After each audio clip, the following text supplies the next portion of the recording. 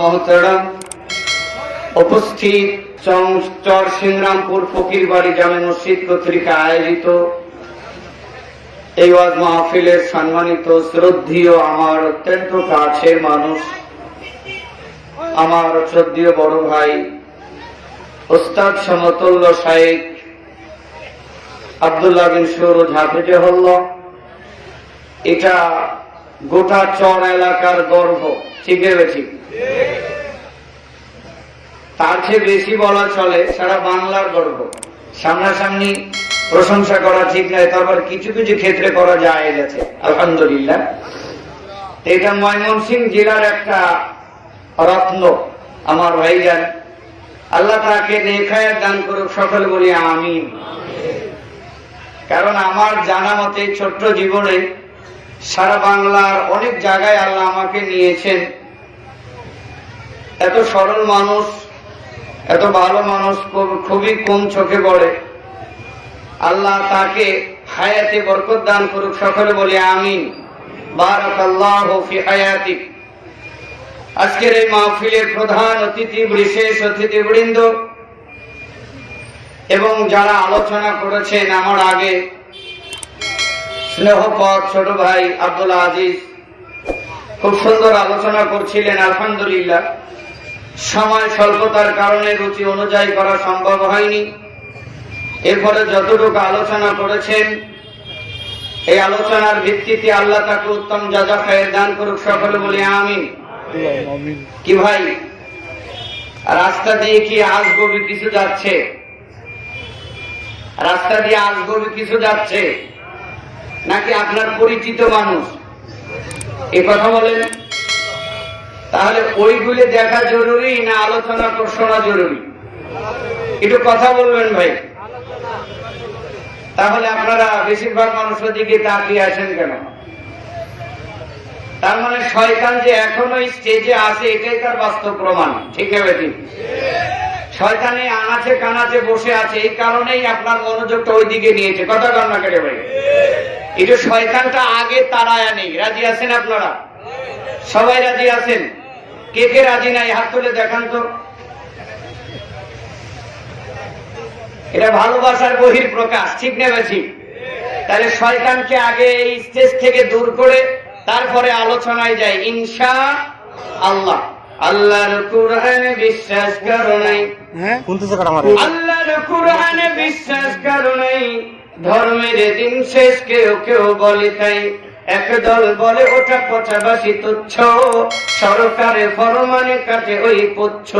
পাইবে সারো যদি হয় কারো দরকার, আইনের জলসাই নিরপেক্ষ সরকার।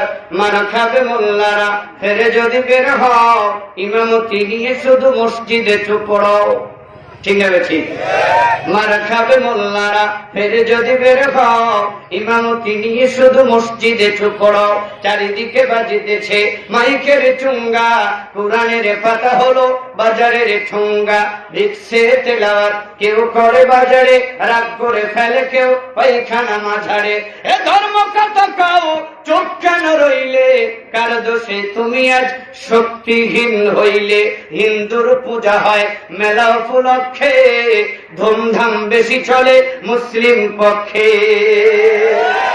হিন্দুর পূজা হয় মেলা উপলক্ষে, ধুমধাম বেশি চলে মুসলিম পক্ষে। মসজিদ মাদ্রাসা কাজে পরিশূন্য, গরু ভেড়া শুয়ে থাকে ওই বুঝি পূর্ণ। গাও ফের মুহাজির বীরবাহু বাংলার, নারায়ে তাকবীর আল্লাহু আকবার, লিল্লাহে তাকবীর।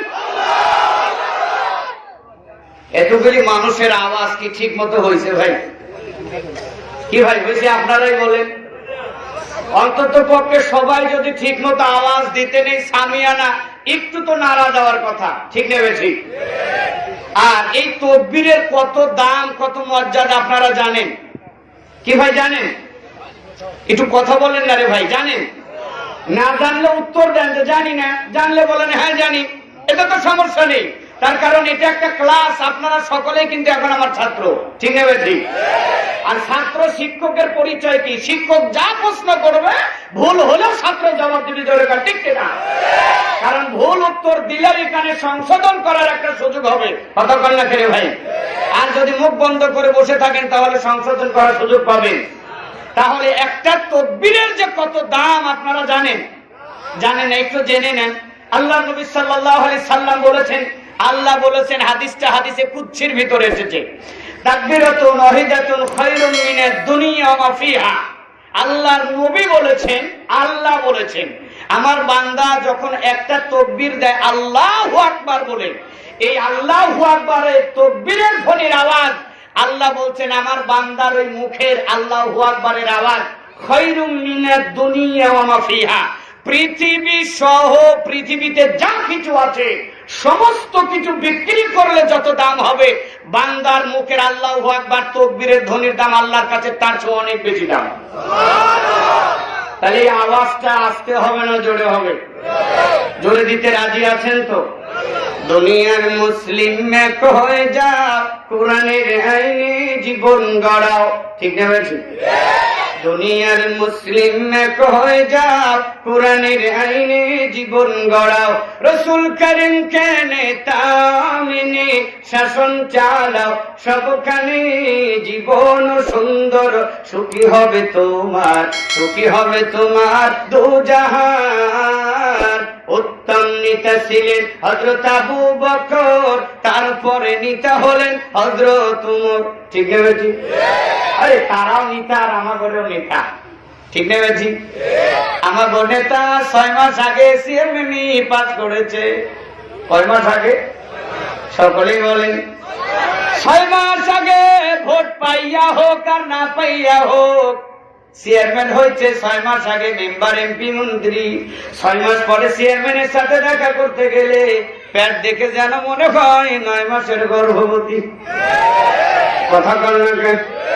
আপনাদের এলাকার চেয়ারম্যান মেম্বার মনে হয় এরকম না?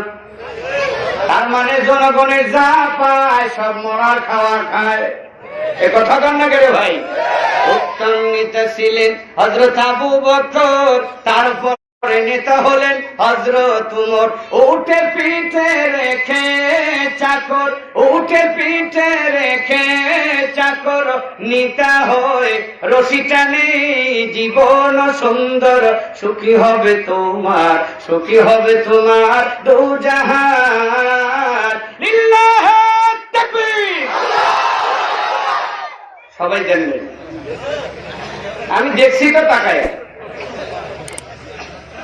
দুটি হাত আল্লাহকে দেখায় আইয়াম স্যালেন্ডার, আল্লাহর কাছে নিজেকে স্যালেন্ডার করে দুটি হাত তুলে তাকবীর দেওয়া যাবে তো ইনশাআল্লাহ? শেষ তাকবীর, লাস্ট তাকবীর, মাঝখানে আর তাকবীর দিব না ইনশাআল্লাহ, খালি আলোচনা করব ইনশাআল্লাহ। দুটি হাত আল্লাহকে দেখিয়ে একবারে শেষ জোরে তাকবীর দেওয়া যাবে তো? তাকবীর দিলে আরো দুইটা লাভ আছে ভাই। কয়টা? এক, তাকবীর দিলে ঈমানি চেতনা বেড়ে যায়, কথা বল না কেন ভাই? তবে চেয়ারম্যান ইলেকশন 3 টাকার চা খায়া তাকবীর দিলে কিন্তু ঈমান বাড়বে না, কথা বল না কেন? সবাই মিলে কোন আইরে 3 টাকার একটা চা খায়া তাকবীর দেয়। অনেক যুবক আছে তাকবীর দেওয়ার প্রস্তুতি নিয়ে লুঙ্গি উঠাতে থাকে, উঠাতে উঠাতে মাথার উপরে তুলে তার হুঁশ থাকে না, এমন লোক আছে না নাই? কিন্তু ওই তাকবীর দিলে তো সাইরেনার লাভ নাই রে ভাই, আছে লস আছে। কি আছে? ওটা গুনায় জারিয়া। ওটা কি? কারণ আপনার তাকবীর পেয়ে, স্লোগান পেয়ে, সহযোগিতা পেয়ে ওই যে চেয়ারম্যান হয়েছে, মেম্বার হয়েছে, ও যত গরিবের টিন চুরি করে খাবে আপনি কিন্তু সব গুনায় জারিয়া পাবেন, এ কথা বল না কেন ভাই? আপনার স্লোগান পেয়ে, আপনার ভোট পেয়ে মেম্বার হয়েছে, ও যত গরিব মানুষের টিন চুরি করে খাবে, গম চুরি করে খাবে, টিউবকল চুরি করে খাবে, মাশাআল্লাহ আপনি ঘরে বসে থেকে গুনায় জারিয়া পেতেই থাকবেন। তাহলে আপনার জন্য লাভ না লস? লাভ। আপনি লস বুঝেন? এই কথা বলেন বুঝেন? মনে হয় এখানে বুঝেন, বাহিরে গেলে আর বুঝবেন না, কথা বল না কেন ভাই? আল্লাহ হেফাজত করুক, সকলে বলে আমিন। তাকবীর জোরে হবে তো ইনশাআল্লাহ? বলছি আল্লাহর তাকবীর দিলে দুইটা লাভ। এক, আপনার ঈমানি চেতনা বেড়ে যাবে, আলহামদুলিল্লাহ বলবেন না? 2 নাম্বার লাভ হলো এই তাকবীরের আওয়াজ যত দূর যাবে শয়তান এই এরিয়ার ভিতরে থাকতে পারবে না। যদি থাকে তাকবীরের আওয়াজ শোনার সাথে সাথে দৌড়াবে, খালি দৌড়াবে না, পিছনের রাস্তা দিয়ে কিছু ধোঁয়া বের করতে করতে দৌড়াবে। তাহলে শয়তানকে চরসিংরামপুরের ভিতরে রাখবেন না, চরসিংরামপুরের বাহিরে নেবেন।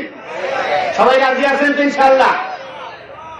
আর ঘুমায়ো না নয়ন মেলিয়া, আর ঘুমায়ো না নয়ন মেলিয়া, অলসতার জালে এমনি করে সবকিছু তোর চলে গেল রসাতলে। অলস্য জলতা করি পরিহার, গাও দেখি একবার সময় ভীষণ কঠিন এখন।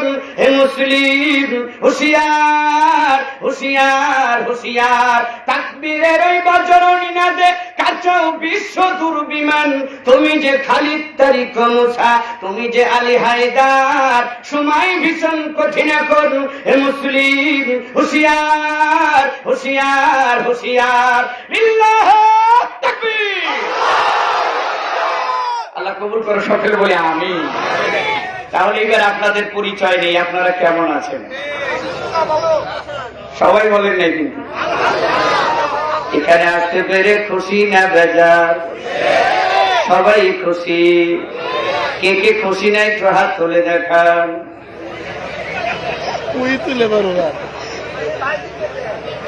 আল্লাহ কবুল করুক বলি আমি।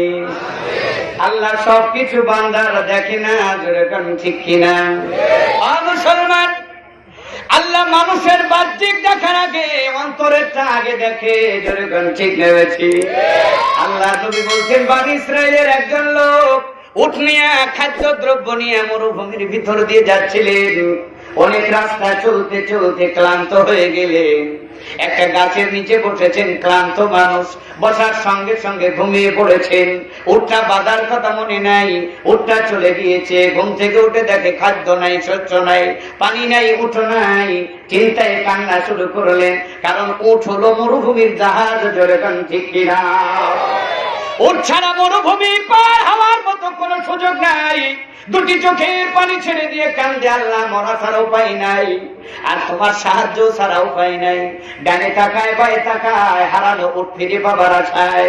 আল্লাহর নবী বলছেন, অনেকক্ষণ খোঁজাখুঁজির পর সামনের দিকে তাকায় দেখে অনেক দূর থেকে ছায়ার মতো কি যেন দেখা যায়।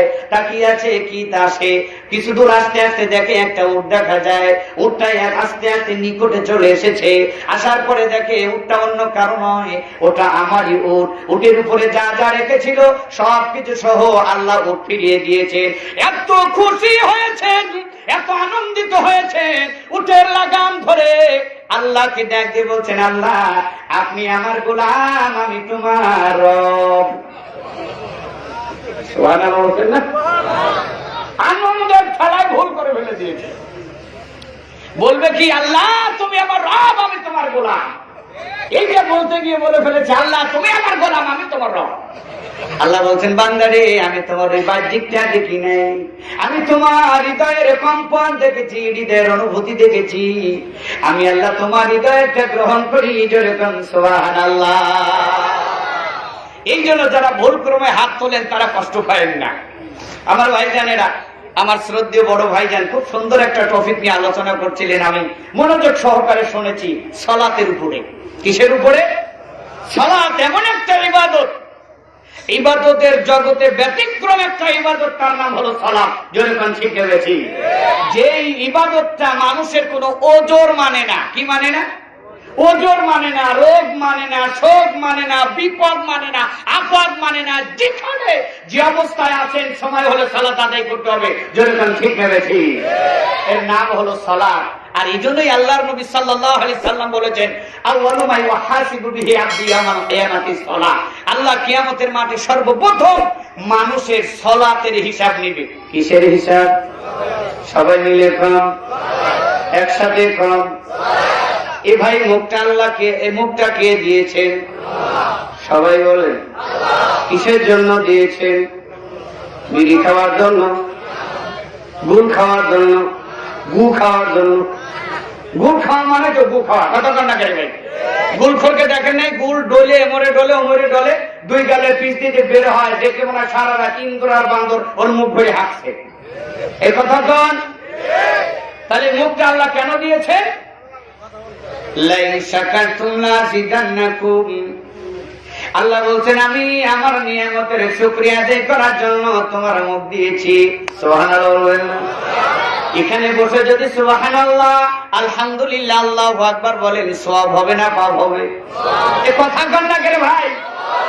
গত কিছুদিন আগে এক মাহফিলে গিয়েছি, আমাকে এক শ্রোতা আমার মসজিদের মুসল্লি আমাকে বলছে, হুজুর এতবার সুবহানাল্লাহ আলহামদুলিল্লাহ আপনার বলেন কেন? যার মন চায় সে বলবে, যার মন চায় না সে বলবে না। এখন এই মানুষটাকে কোরআন হাদিস দিয়ে বুঝ দেওয়ার পরে আর বুঝে না, লাস্টে এখন কোরআন হাদিস ছাড়া বুঝাইছি। আপনারা শুনবেন কি বুঝ দিছি? এ কথা বলেন। আবার কন্যা হুজুরের দলিল কোথায়? দলিল নাই, কিন্তু দলিল ছাড়া বুঝ। আমি বললাম যে চাচা শোনেন, আমাদের পাবনাতে আপনারা জানেন সারা বাংলাদেশে পাবনায় গাভী পোষা সবচাইতে বেশি। কথা কন না করে ভাই? আমাদের পাবনায় এমন একটা গাভী আছে 50 কেজি দুধ হয়। কয় কেজি?